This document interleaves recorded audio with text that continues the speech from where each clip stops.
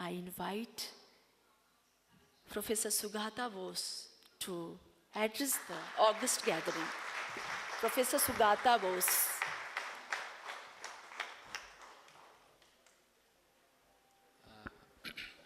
Vice Chancellor Arvind Kumar Dixit, Professor Nibir Ghosh, Professor Sunita Rani Ghosh, Professor Karunaker, contributors to this remarkable special issue of the journal Remarkings, distinguished citizens of Agra. It is a true delight for me to be able to join you on the occasion of the formal launch of the Remarking special issue on Netaji Subhash Chandra Bose. In this journal, which has been so lovingly put together by the editors and the contributors, there is an interview with Zeenat Ahmed. She is the widow of Mehboob Ahmed, who in 1945 was military secretary to Netaji Subhash Chandra Bose. He took that charge once Prem Kumar Saigal had to be sent to the front to fight in the rearguard action of the INA in Burma.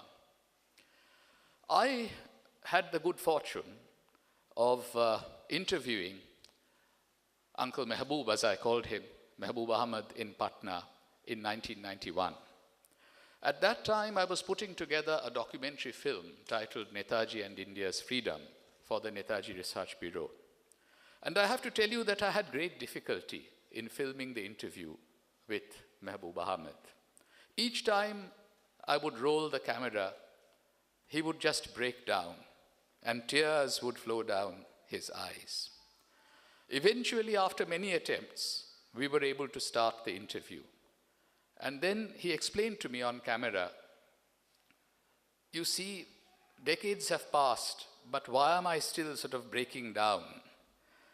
And he said that, you know, I have had the privilege of working with Mahatma Gandhi for a few months after independence. I have had the great honor of working with Pandit Jawaharlal Nehru. Mehboob Ahmed was in our foreign service. He served as our ambassador to Canada. But he said that I have great respect for Mahatma Gandhi and Pandit Jawaharlal Nehru. But there was only one leader I was prepared to die for, and that was Netaji Subhash Chandra Bose. I'm afraid I have to disagree with Professor Shankar Dutt. We cannot give up the appellation Netaji. It was given with great affection to Subhash Chandra Bose by the common soldiers of the Azad Hind Fauj, of the Indian National Army. I can understand your frustration, particularly in this state of Uttar Pradesh, when this wonderful appellation Netaji is attached to people who may not quite deserve it. I'm a historian, and I typically don't make forecasts about the future. But this much I can tell you, that 100 years from now, there will be only one Netaji who will be recognized all across this South Asian subcontinent, and that is Netaji Subhash Chandra Bose. Of course, I have great love for the other appellation, Deshanayak, as well. In fact, when a Bengali edition came out of my book, His Majesty's Opponent, I decided to title it Deshanayak. You know, that was what Rabindranath Tagore called Subhash Chandra Bose in 1939. 18th of March is a very auspicious day. It's a very significant day in the history of India, particularly India's freedom struggle. It was on the 18th of March that the Azad Hind Fauj crossed the Indo-Burma frontier and planted the Indian tricolour on Indian soil. Of course, Netaji had rather rashly announced at a public meeting in Singapore in July of 1943 that he was going to be on Indian soil before the year was out. Fortunately, the Japanese handed over the islands of the Andaman and Nicobar Islands, Nicobar, to the Azad Hind government. And so Netaji was able to visit the Andaman, pay his tribute to generations of revolutionaries who had served life sentences or had been executed in the cellular jail. But it didn't take him very much longer to come to the mainland. The INA reached Arakan already by February, and then, of course, the major thrust towards Imphal and Kohima began in March of 1944. And this Azad Hind Fauj, this great army of liberation, had Hindus and Muslims, Sikhs and Christians. They had dined together in the same messes before they went to fight together and shed their blood together so that our country may be free. There were, of course, professional soldiers, the ones whom the British felt were drawn from the martial races. There were Punjabis and Pathans who had served in the British Indian Army, but after the fall of Singapore, they joined the Indian National Army. But there were also soldiers who had been civilians. There were very poor Tamil rubber plantation workers who worked in Malaya. The Tamils, according to the British, were a non-martial race. 18,000 of them joined the Indian National Army. So this was an army of liberation that had attracted Indians belonging to all religions, all linguistic groups, every possible region of the country. And Netaji Subhash Chandra Bose did not ask them to give up their identities, their linguistic identities, or their religious identities. He did not believe in secular uniformity. He, like Rabindranath Tagore, knew how to respect differences. But then he could inspire his followers to rise above those differences and build an overarching Indian unity. That is the kind of unity that we must strive for today. We should move beyond the very simple dichotomy between secularism and communalism. That will not take us very far. We have to learn from Rabindranath Tagore, from Mahatma Gandhi, from Netaji Subhash Chandra Bose, to respect our diversity, celebrate our differences, and on the basis of that respect and celebration, create Indian unity. Tagore had said, where there is genuine difference, it is only by respecting that difference and then restraining it in its proper place that you can achieve unity. You cannot accomplish unity by issuing legal fiats that everybody is one. And that is what Netaji Subhash Chandra Bose showed in practice when he led the Indian National Army as its supreme commander. And Mahatma Gandhi recognized that that was the greatest contribution that his rebellious son had made to the cause of India's freedom.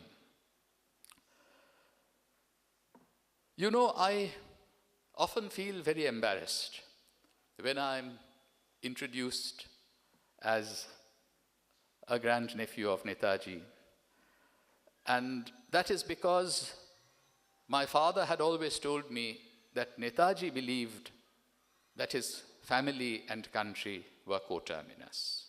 And therefore, if I belong to Netaji's family, so do all of you who are sitting here in this room.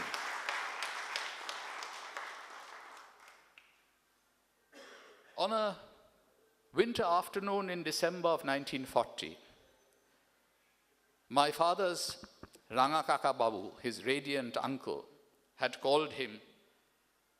He made him sit beside him on his bed and looked at him very intently and asked him a very simple question in Bengali. Amar ekta kaj korte parbe? Can you do some work for me? And from that moment onwards, my father never stopped doing Netaji's work. He continued to make sure that the legacy of Netaji, the best traditions of India's freedom struggle were kept alive. And he was still working in Netaji Bhavan, in the room next to Netaji's bedroom at 38 by Twelgin Road on the day that he passed away, on the 30th of September of 2000. And this kind of loyalty that Netaji Subhash Chandra Bose inspired among his followers is something that I've seen among practically everyone, every man and woman whom I have met who had fought alongside Netaji for India's freedom struggle, for India's freedom.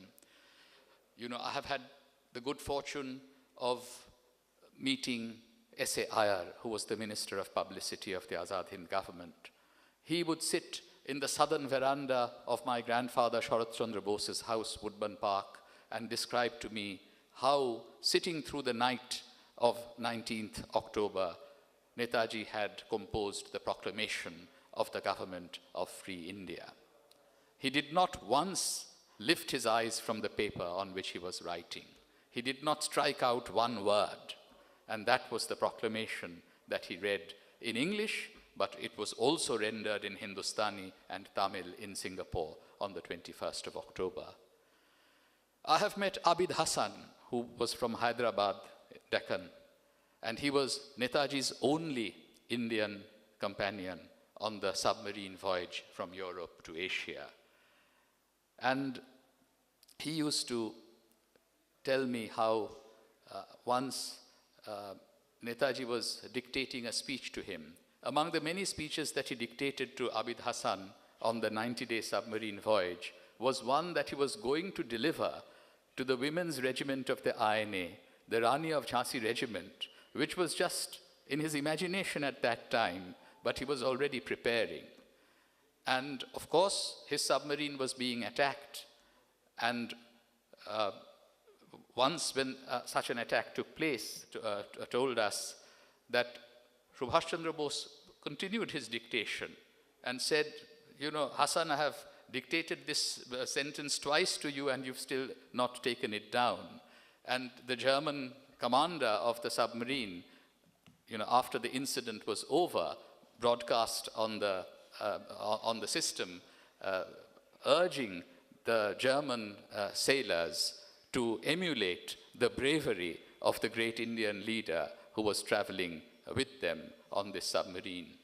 So I had this opportunity to meet Saigal, Dhilan, and Shanawaz, Lakshmi Saigal, Janaki Thevarathi Nahappan, the leaders of the Rani of Jhansi regiment. And I could see, you know, how deeply loyal they were to their leader. And all of them would break down and weep when they reminisced about Netaji Subhash Chandra Bose. And I think that was because here was a leader who never asked his followers to take any risk that he himself would not take. He led by example. That was the quality of his leadership. My father later on had to suffer imprisonment. He was in Presidency Jail in Calcutta, where he was brought down by typhoid. So he was home interned for a while. Then the British gave him permission to travel from his home up to medical college, where he was just a medical student, not yet a pediatrician. He was a medical student, 20-year-old medical student. Later on, of course, he became one of India's pioneering pediatricians. But I'll just tell you the story, how this sort of happened. And while he was home interned, of course, Netaji's messengers arrived by submarine on the Kathiawar coast in Gujarat and made contact with my father. And he was trying to organize a revolutionary underground in India. And the hope was that there would be a civilian uprising to coincide with the armed thrust of the Indian National Army from the northeast. The British were eventually able to break up this group, even though radio contact was established with Netaji Subhash Chandra Bose from Calcutta by the time he had moved forward to Rangoon in January of 1944. And after the British were able to break up this group, of course, my father was imprisoned in an underground cell of the Red Fort. Then he was kept in solitary confinement for several months in 1944, 1945 in the Lahore Fort. And finally, he was in Lalpur jail. And my grandfather, Sharat Bose, and he were among the last of the political prisoners to be released in September 1945, after the end of the Second World War. After my father's release, he said that in the streets of Lalpur and Lahore, he heard a new slogan. He heard a slogan, Bose Khandan Zindabad. And he heard that slogan all the way as he was taken by train from Lahore to Calcutta. So his father, Sharat Chandra Bose, called him and said that don't let these slogans turn your head. Always remember that this is nothing but Subhash's reflected glory.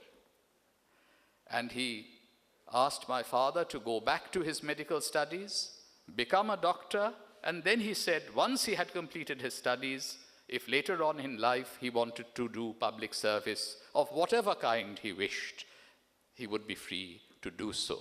So that is how my father became a pediatrician.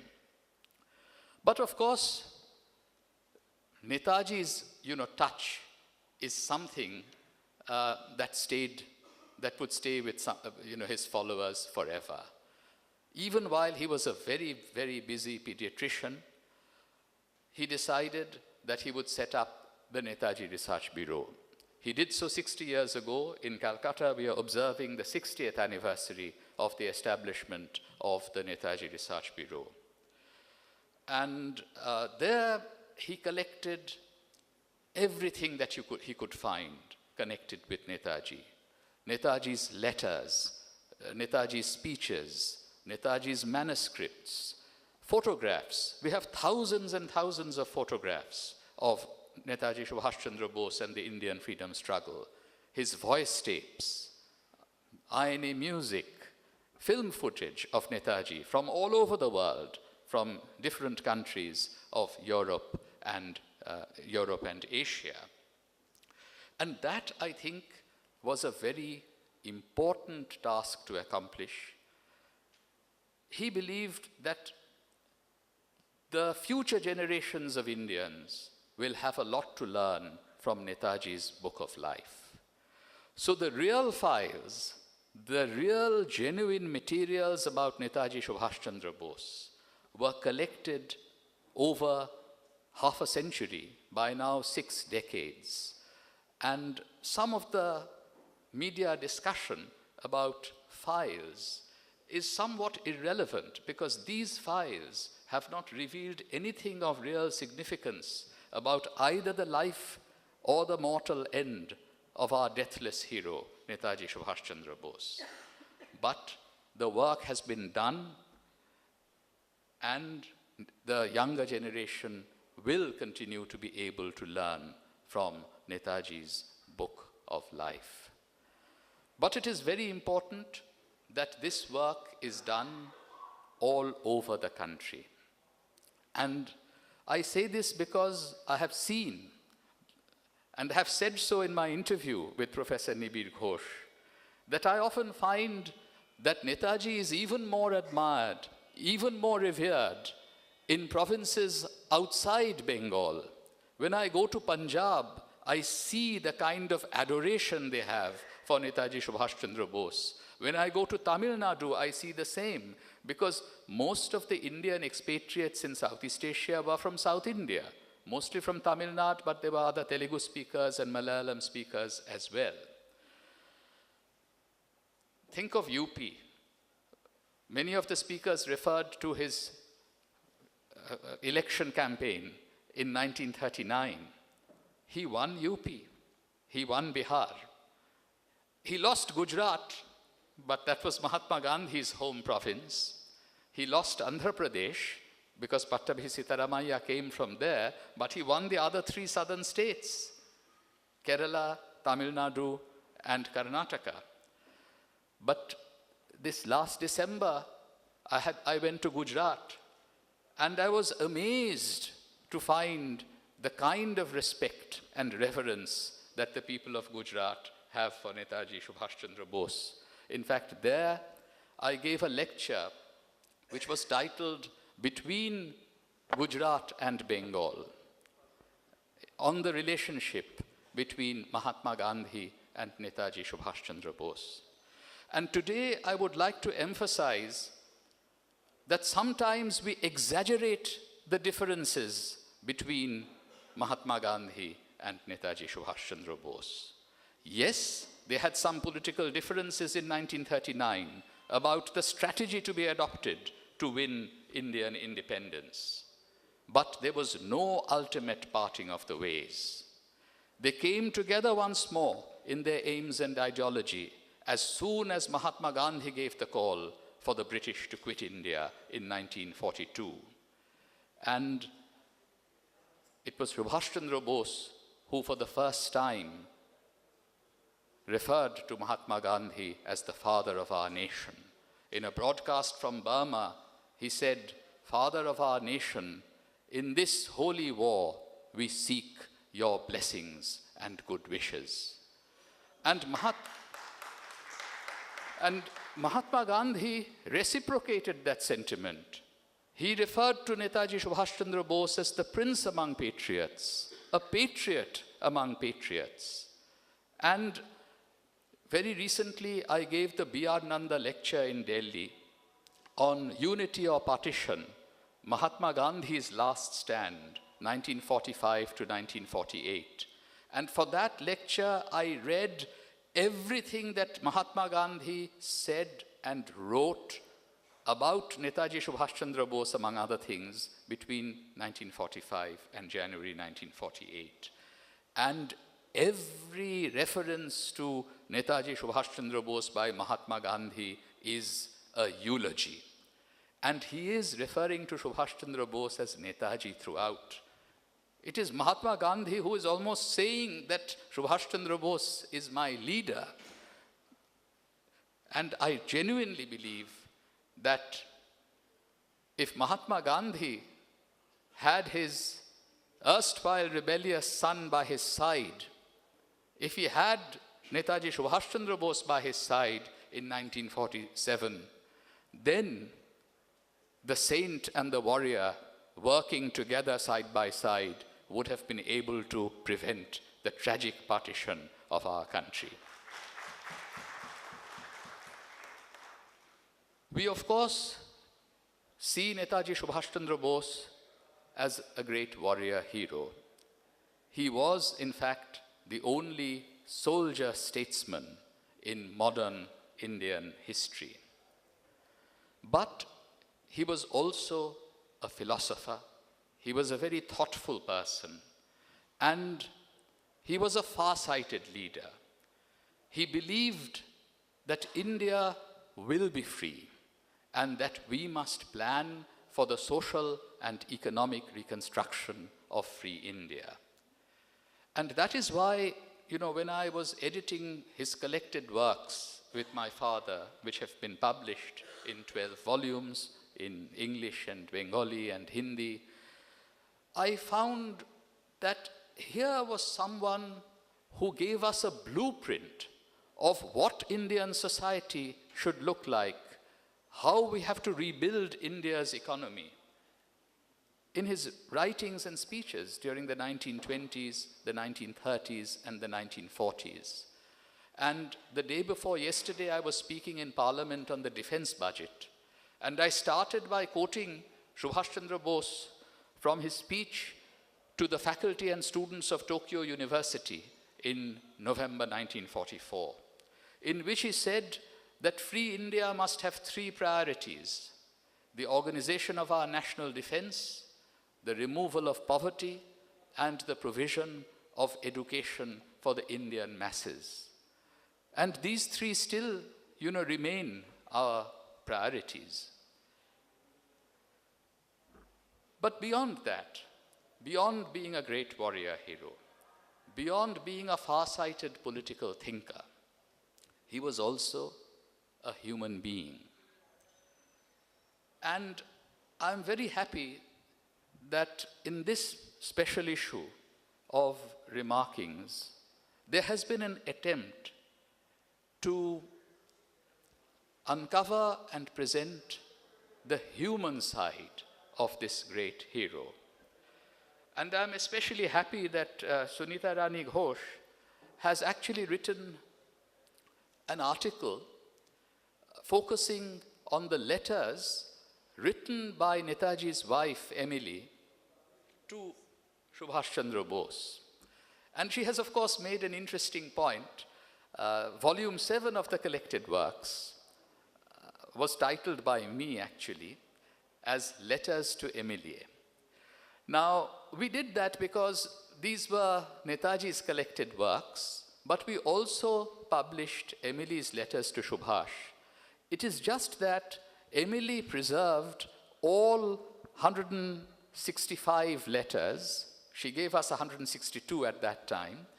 165 letters that Subhash Chandra Bose had written to her between 1934 and 1941. And Subhash Chandra Bose, unfortunately, given the tumult of his life, had lost most of the letters that he had received from her. But there were about 18 or 20 that we were able to find in a cigar box belonging to my grandfather, Sharath Chandra Bose, and we were able to include them. She was somebody who was even more forgotten, but she also made a huge sacrifice. Throughout the 1930s, she helped Subhash Chandra Bose to write his major book, The Indian Struggle. She also helped him make contacts with all of the European countries. She was the one who was corresponding with leaders of the Irish independence movement. Subhash Chandra Bose had a very successful visit to Ireland in February of 1936. And then imagine that human sacrifice. In February 1943, Subhash Chandra Bose boarded that submarine, leaving behind not only his wife, but also his 2-month-old daughter, Anita, my aunt Anita. Because the world situation was such then that it was not possible to have an armed thrust from the northwest once Germany had invaded the Soviet Union. While Japan had reached the gates of India, they were already in Burma. So that took priority. And I knew my grandaunt Emily very well. My mother has recently written a book, Emily and Subhash, which has been published last year from Niyogi Books. It has also been published in Bengali in Calcutta. The first time that I met her, I don't remember. I only have a sense from my mother's memories. I was only 3 years old. In December of 1959. We visited my grandaunt Emily and my aunt Anita in Vienna. But when I was a student in Cambridge in England, I would travel to Vienna to see her. And she was a woman of utmost dignity, always avoiding the public eye, but deeply interested in India, as Sunita Rani Ghosh has shown even from these letters. understanding every detail about Indian society, about Indian politics. But of course, even though her destiny was tied up with India, she never actually visited India, brought her to India as soon as she was 18 years old. So that human side of Netaji Subhash Chandra Bose also needs to be remembered. And even in writing my own book, His Majesty's Opponent, I felt that the life was more fascinating than the legend. You know, what a life. Of course, a life of adventure, but a life which was, in his own words, as he wrote in his autobiography, An Indian Pilgrim, My Faith Philosophical, that the cardinal principle of his life was love. That is what he stated in his unfinished biography, of which he wrote 10 chapters in 10 days, sitting in Bad Gastein, a hill resort in Austria.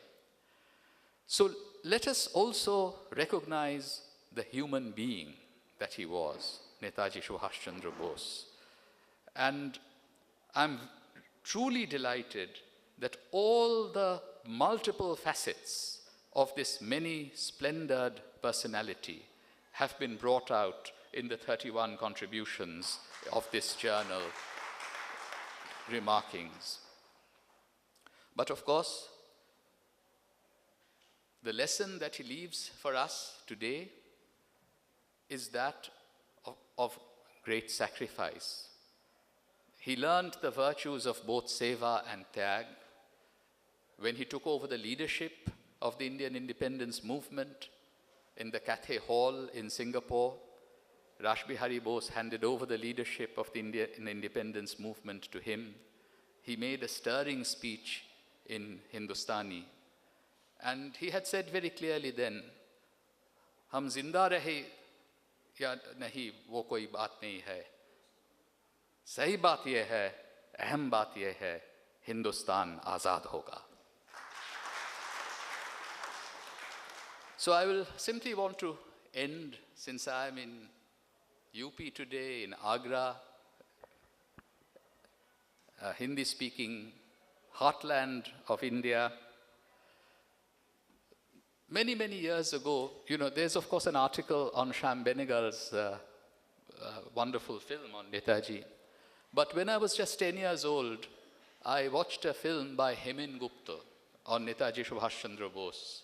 And I went to see it in the Boshusri Cinema Hall in Calcutta. And I was just amazed at what I saw. I mean, here was a feature film being shown. And the entire audience, the house was of course full, was just getting up and shouting Netaji Zindabad, Jai Hind, as they, you know, watched the film, the movie. And it had a very beautiful song. The theme song was very beautiful. And even though I'm not a singer, I will, you know, I will just perhaps try to sing a few lines of it for you, because Netaji loved music.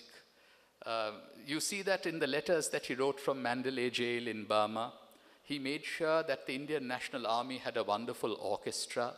The INA songs are beautiful, whether it's Subhashji, Subhashji, or Hum Delhi Delhi Jayenge, Hum Apni Hind Banayenge, or Sabse Uncha Hai Duniya Mein Jhanda Hamara, Netaji Zindabad Azad Karenge.